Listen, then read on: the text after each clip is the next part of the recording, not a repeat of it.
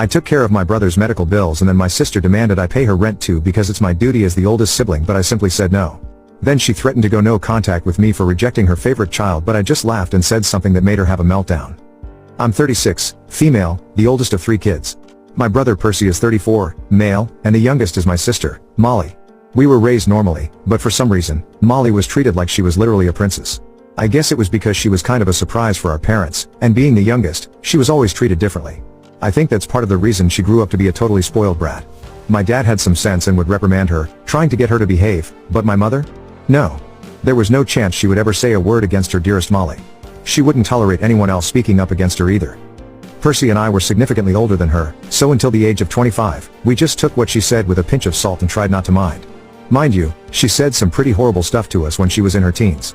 Not only did she constantly make fun of our appearance, believing she was the prettiest of us all, but the worst part was we couldn't even deny it. She did inherit